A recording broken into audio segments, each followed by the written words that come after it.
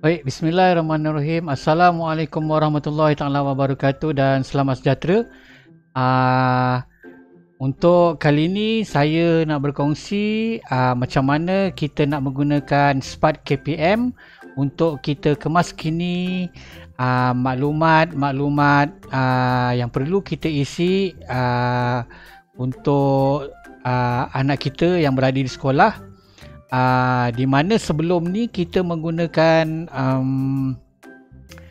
borang-borang yang diedarkan oleh pihak sekolah, tetapi istimewanya pada kali ini kita menggunakan secara atas talian, di mana bila-bila masa kita boleh kemaskini.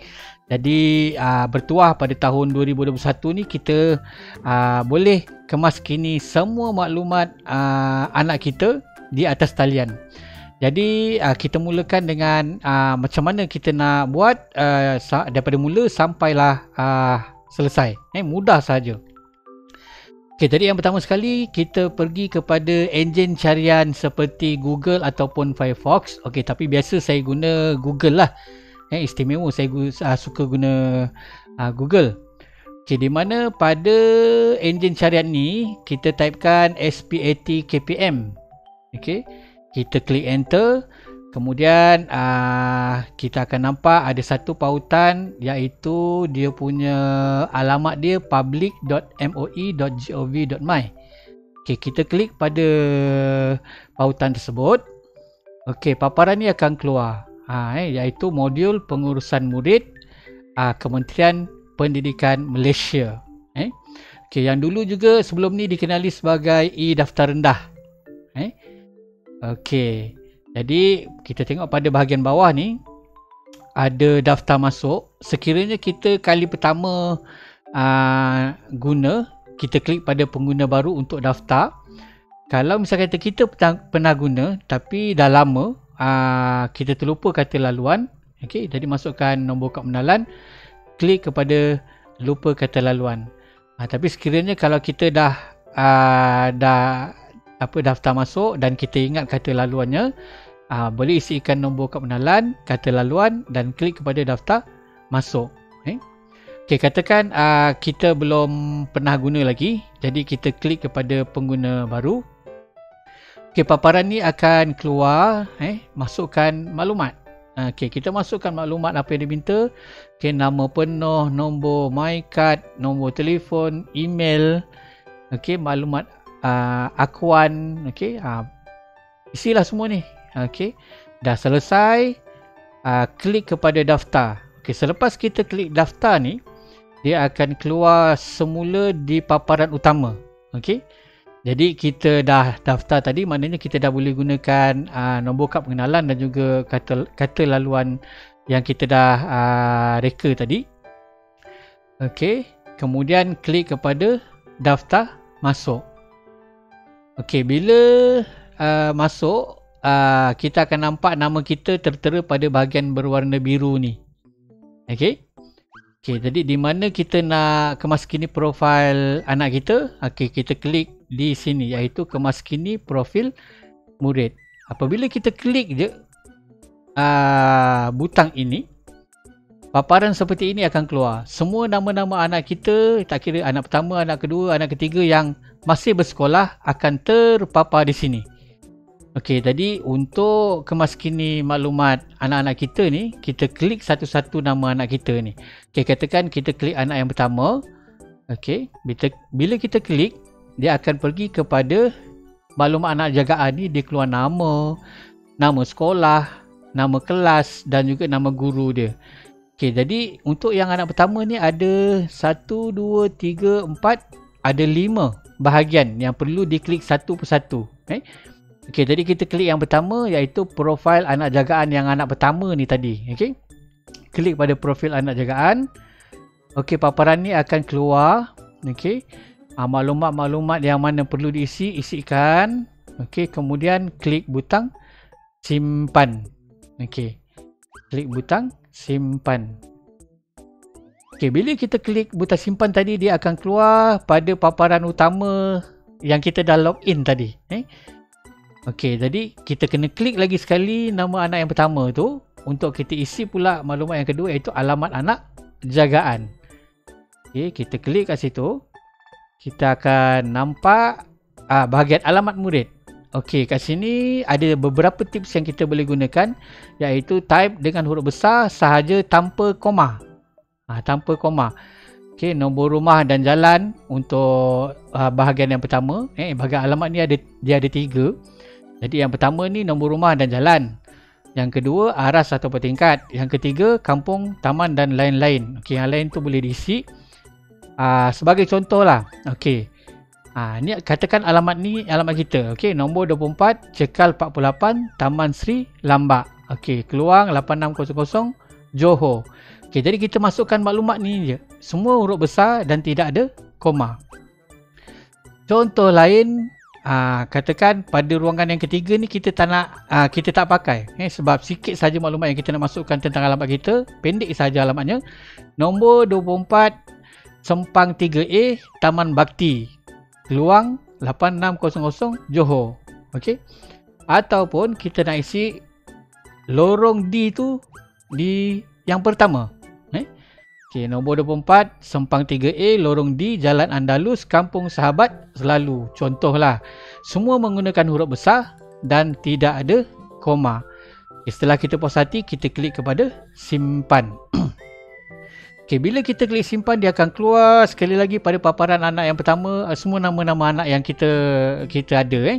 Okay, jadi klik lagi pada anak yang pertama sebab kita baru buat 2 tadi, iaitu profil anak jagaan, alamat anak jagaan, dan sekarang kita nak isikan maklumat penjaga. Okay, klik kat situ untuk anak yang pertama.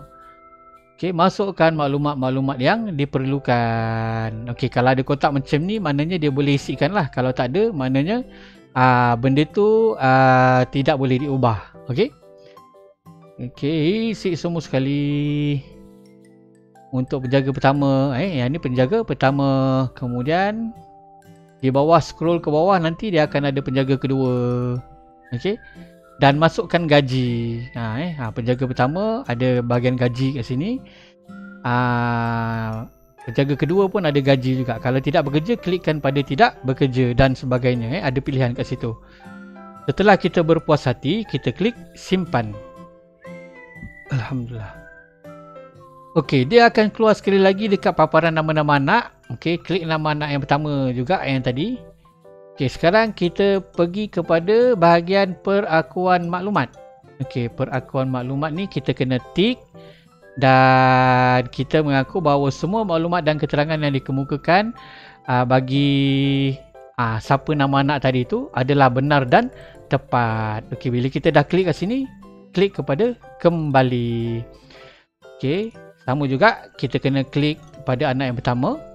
Kemudian cetak borang maklumat murid ni untuk simpanan sendiri saja. Jadi kalau rasa nak cetak, cetak. Tak nak cetak, biarkan sahaja. Sebab benda ni tidak perlu diserahkan kepada pihak sekolah. Okey.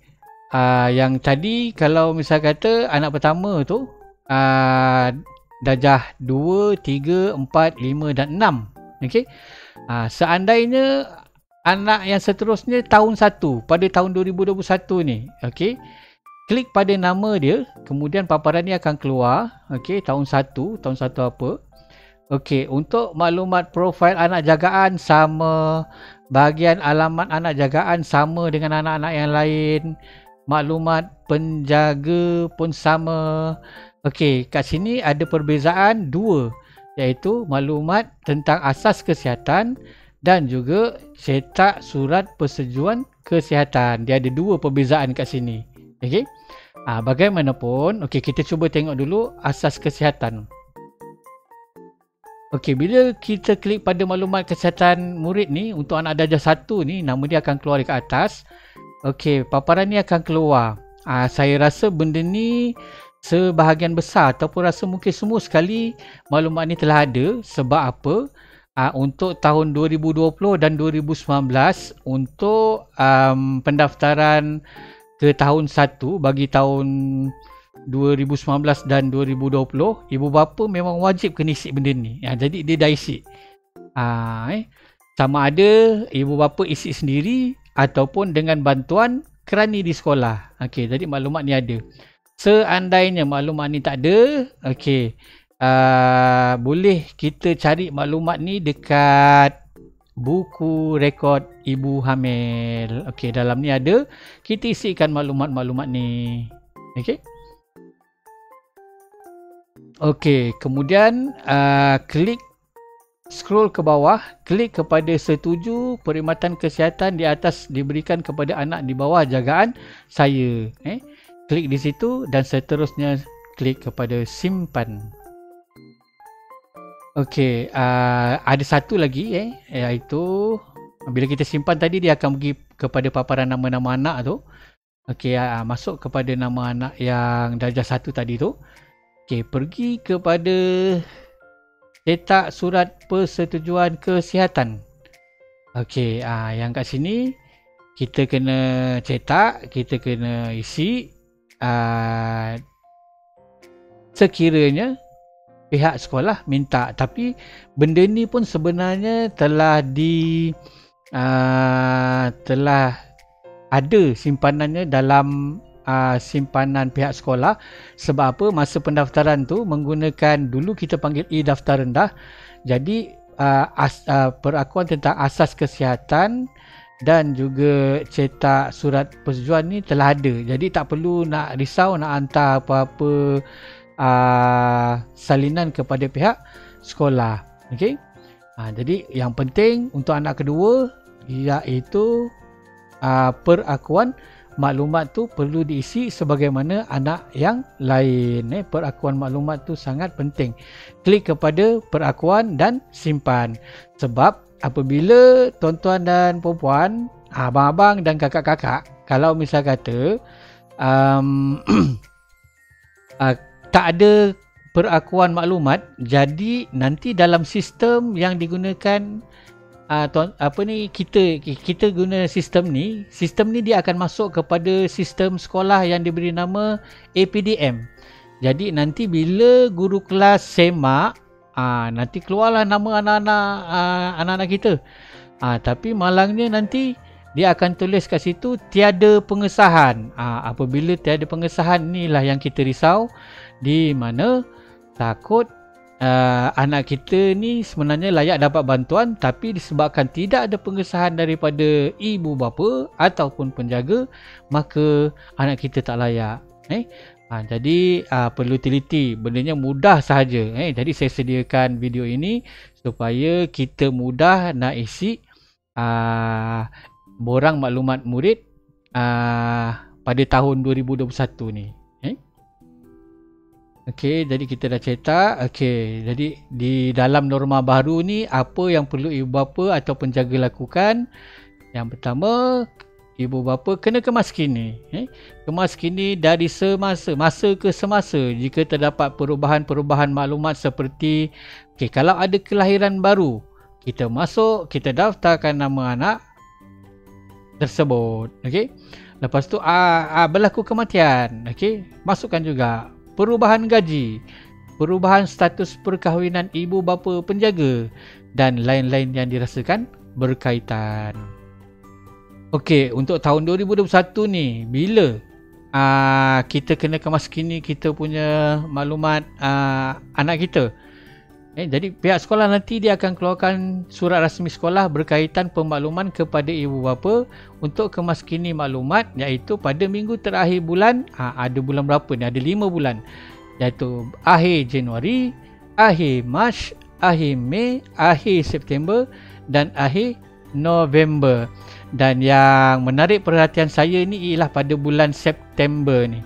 Kebanyakan untuk tahun-tahun yang seterusnya, contohnya macam tahun hadapan 2022, jadi maklumat APDM pada bulan September ni sangat penting. Kalau kita tak kemaskini, jadi nanti samalah juga kalau misal kata anak kita layak dapat bantuan tetapi disebabkan tidak ada pengesahan ibu bapa, maka ibu bapa akan dapati anak-anak kita tak dapat apa-apa bantuan. Okey, kenapa ibu bapa kena kemaskini secara online pengurusan bantuan bagi kelayakan peringkat KPM, JPN, PPD dan sekolah. Jadi maklumat itu digunakan oleh semua peringkat. Selain daripada itu, kita dapat kemas kini secara atas talian.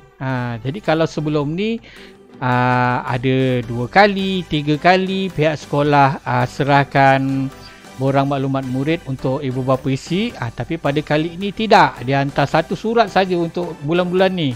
Satu surat pemakluman, ibu bapa diminta untuk kemas kini maklumat anak-anak. Jadi kita kena kemas kini. Jadi kalau kita tak kemas kini, bermaknanya kita tidak berminat dengan apa-apa bantuan daripada kerajaan. Okey. Memaparkan bilangan anak yang bersekolah. Jadi dia akan memaparkan nama anak kita yang masih bersekolah. Maklumat kesihatan anak. Yang tadi tu yang ada tarikh-tarikh imunisasi. Kemudian seterusnya pemantauan maklumat ibu bapa penjaga.